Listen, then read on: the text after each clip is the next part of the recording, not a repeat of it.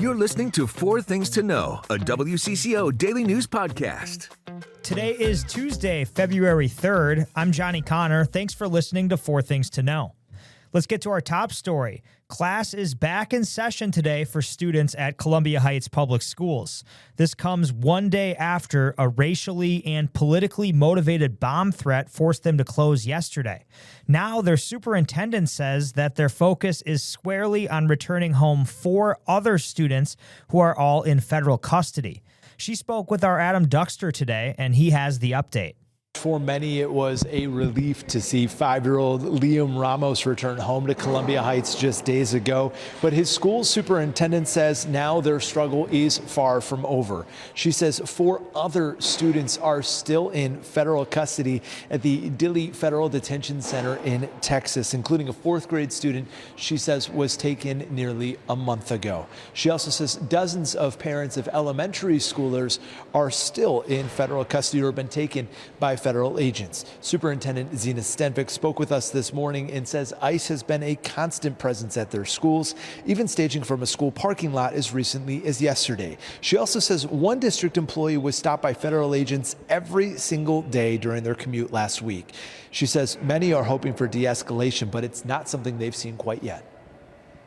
We've not seen any de-escalation yet here in our community. Yesterday morning, ICE chose to park in our school parking lot.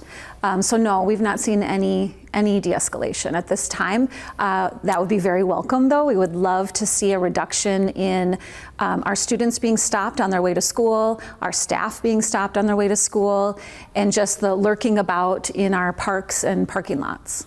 And that brings us to your second thing to know today.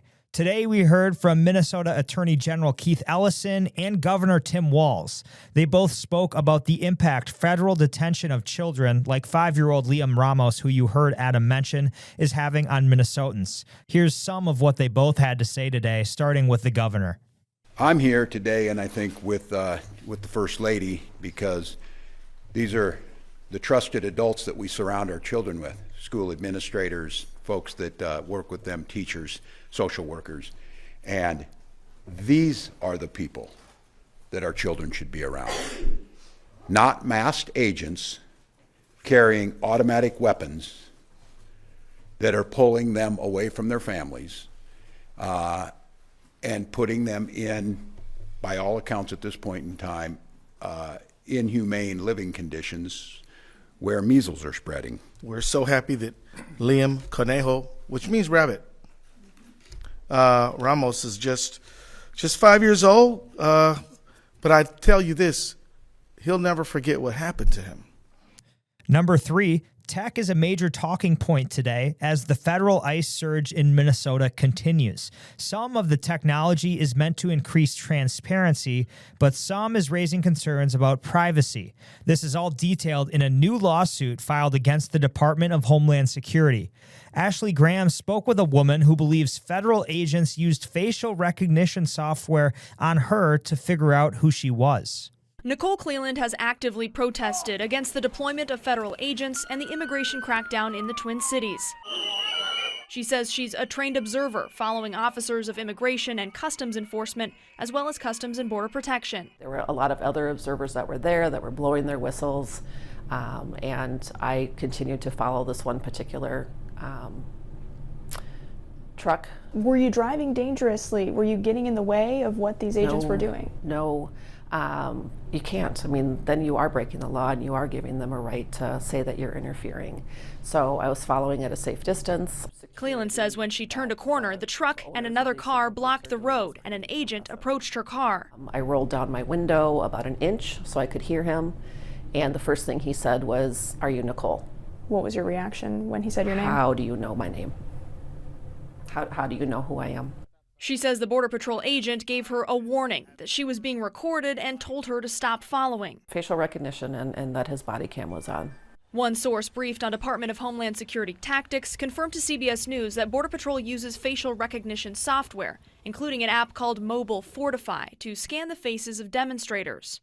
Cleland's experience is detailed in a lawsuit filed against DHS, including what she says happened 3 days later. Checked my email just like I do every morning and saw an email that said, the status of your global entry has been changed. And so I went and logged in to Global Entry, and it says right on the front, it says the date of 1/13/2026, revoked. How long had you had Global Entry? Since 2014. So you would no longer be able to go through that shorter line while you're traveling? Yep. And in all honesty, I don't care about that.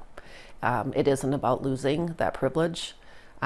It is about how I lost the privilege. Cleland says she wasn't given a reason for her change in status and says it should have been active for 3 more years. In a sworn statement, she says, quote, "I am concerned that the revocation was the result of me following and observing the agents. This is intimidation and retaliation."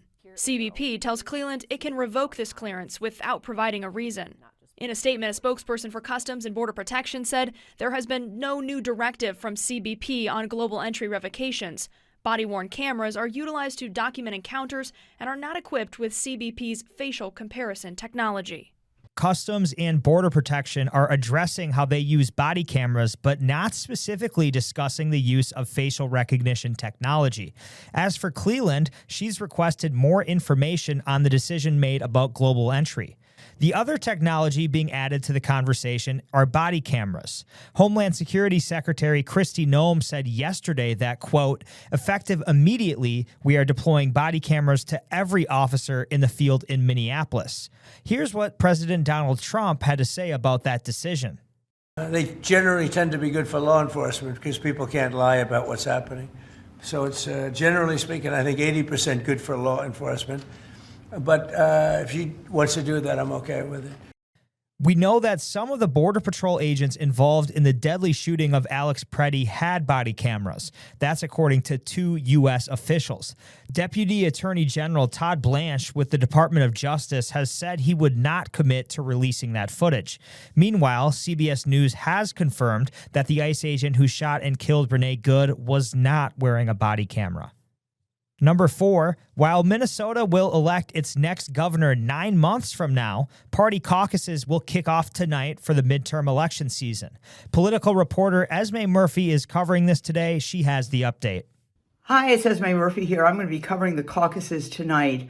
Both Republicans and the DFL have caucuses this evening all around the state of Minnesota.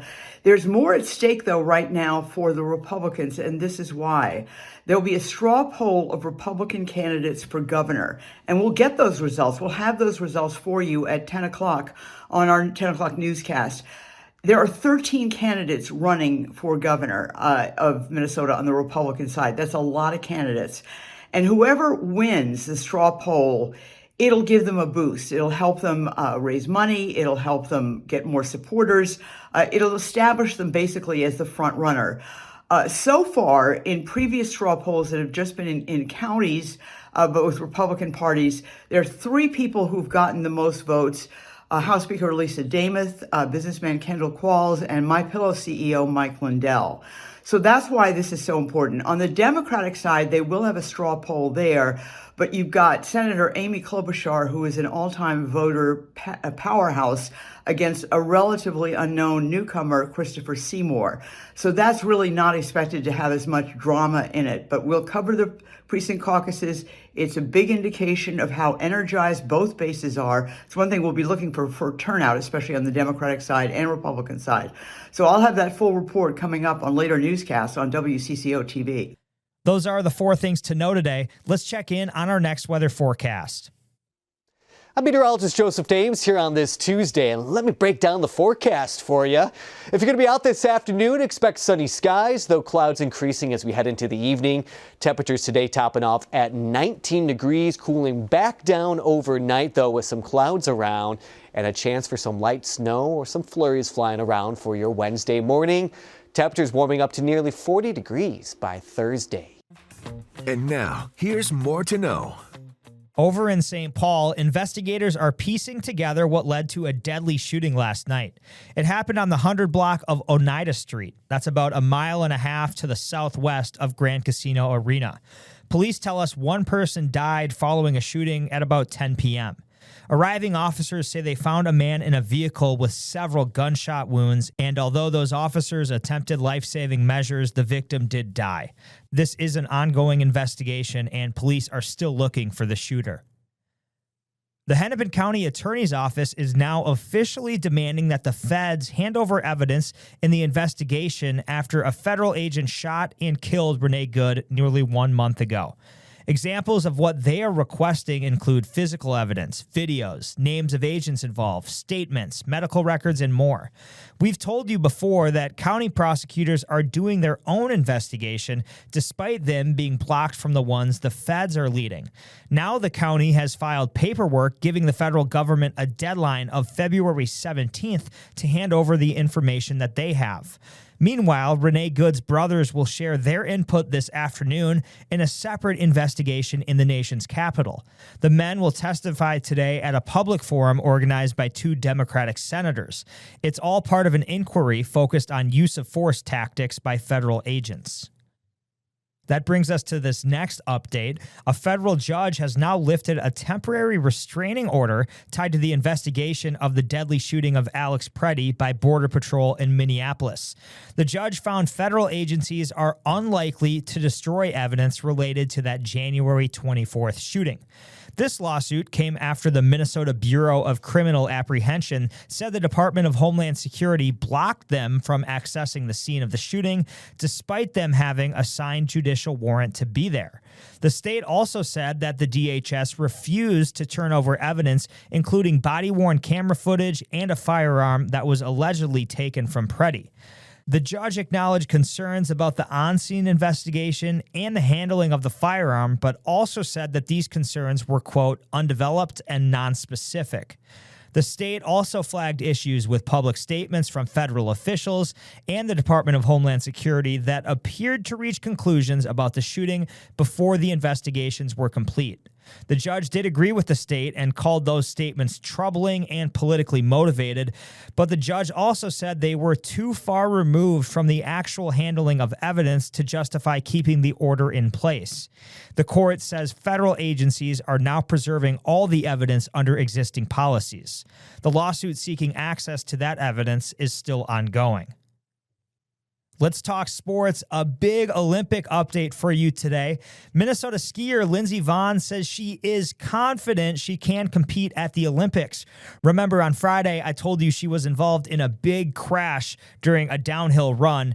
Vonn said today that completely ruptured her left ACL. Crazy that she is still going to compete. She does say her knee is still feeling stable and strong with a brace. She added on social media that after extensive consultation with doctors, intense therapy, physical tests, as well as skiing even today, she determined she is capable of competing in the Olympic downhill this Sunday. Somehow, Vonn says she does not have swelling and her muscles are firing and reacting as they should. 41 years old, crazy. She's going to be skiing with a torn ACL in the Olympics. Can't even fathom that, but Sunday, must-see TV. To hockey news, Wild defenseman Quinn Hughes, and speaking of, another USA Olympian, he became the 3rd fastest defenseman in NHL history to record 400 career assists. He did so last night, and he did it in just 484 career games. Hughes leads all NHL defensemen this season with 50 assists, and the Wild won last night 4-3 in overtime over the Montreal Canadiens. The Wild are in Nashville tomorrow before the Olympic break. It's time to take a breath with your Daily Bright Spot. Financial support is on the way for the family of a fallen St. Paul firefighter. Today, the Minnesota 100 Club presented a $50,000 contribution to the family of Timothy Burtz. Burtz died 3 days before Christmas after a serious medical incident. It means the world to me, and it will really help benefit and make sure that I can be a little bit more financial secure in my life as I work through the grieving process of Tim. Since 2022, the club says it has given over $500,000 to first responders and their families. What an honor, and we thank Mr. Burtz for all he did for our community. I'm Johnny Connor. This has been 4 Things to Know. We are here with the news you need every weekday afternoon by 3 o'clock. Thanks so much for listening today. Have a good night, everybody. Talk to you tomorrow. Listen to 4 Things to Know, a WCCO daily news podcast, wherever you get your podcasts.